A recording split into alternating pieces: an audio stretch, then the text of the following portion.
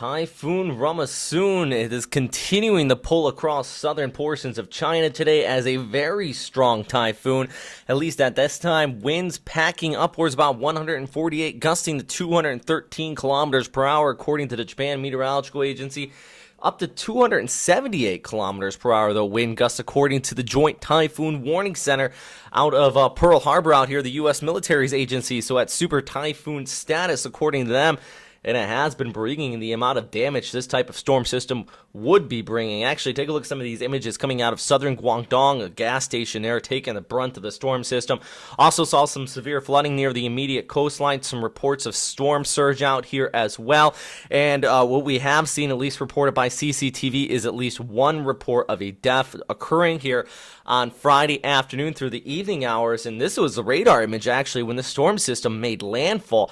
Haikal there and the right front quadrant of the storm system, packing those winds. Actually, the city at the airport reported winds well over 200 kilometers per hour. So this storm system did not come through lightly. Widespread power outages at this time, and it's not surprising that we see some more damage. It wouldn't surprise me more if we see some more images of the damage coming out of this area. Actually, I also saw some video of trees just getting blown over, kind of like just sticks. It was pretty incredible stuff. So where is the storm system going now? Well, it's still tracking off here towards the northwest.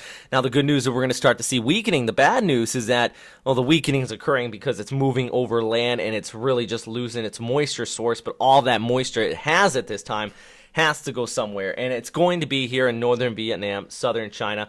That's where we're going to be seeing the heaviest rainfall out of this storm system. And I think there is some locations I want to point out here that's probably going to be seeing the highest threat of flooding. So thus far, we have seen the storm really track all the way from Guam, and actually brought some gusty winds, and even T-Corps were put out there in Guam. Tropical storm warnings were issued here as well after the storm system pushed by nearly a week ago. Pushed across the Philippines, bringing widespread devastation. Upwards about 64 deaths occurred due to this storm, and then it pushed on shore across Hainan as a very powerful typhoon. I think if there is ever a storm that needs to be retired as far as the name goes, Rammasun, it really should be one of them. Right now, as I mentioned, there is a flood threat here. Right now, it's pushing onshore. But you see these mountains? This basically runs all the way from southern China down there through northern Vietnam. You got Hanoi way out here towards the west. And it's these mountains right in here that are going to be stopping the storm system as far as the moisture is concerned.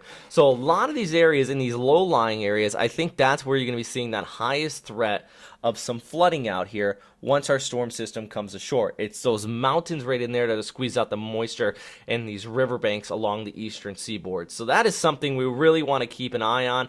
At least at this time, it still is a very strong storm system. It's not over by any means.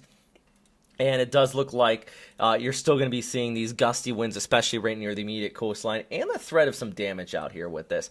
I think that, especially in Vietnam, a little bit farther inland and farther inland southern China, you get some of these weaker built structures that aren't really built for typhoons. Those are the areas that could be seeing the worst of this storm system after it pushes overhead, and also the flooding. 300 to 450 millimeters of rainfall very well could occur. This is going to last throughout Saturday and even over towards Sunday as well. I don't expect this to really just die off immediately. It's still going to be bringing those heavy showers here throughout the weekend, eventually by Monday. But there's also a side effect, and I want to point this out to you guys. Check this out. You have our storm system. It pushes on shore, but it inadvertently is causing an enhancement in the monsoon, and we have been seeing widespread reports across parts of Bangladesh, over towards Myanmar, northern Thailand, eastern India, of the monsoon triggering flooding rains. Inadvertently, this has been cascaded in because of our storm system off here towards the east. It enhances those westerly winds. Those westerly winds start to really push the moisture into the storm, and the stronger it got, the more moisture it needed. So it sucks in these winds from the west. Well, that has to come from somewhere, and that's the Bay of Bengal. Also, you have the monsoon, which is already taking place because of heat lows out here, and that just combines, and that's when you see this moisture really fire up. Here's the deal, though. We have another storm system in the forecast back here towards the east, Tropical Storm Matmo. Matmo does not look like it's going to hit the Philippines, but as we see back here towards the west, it could have a very similar impact. I'm going to put out a separate update on that one Tropical Storm Matmo/Henry in just a little bit, so stay tuned. And as always, if you have any questions, comments, or suggestions, please post them there in the comment box below. Always appreciate your feedback, everybody.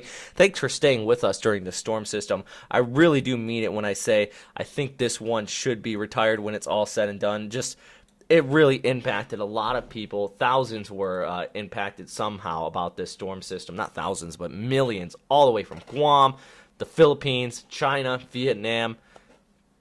Stay safe, everybody. Thanks for watching.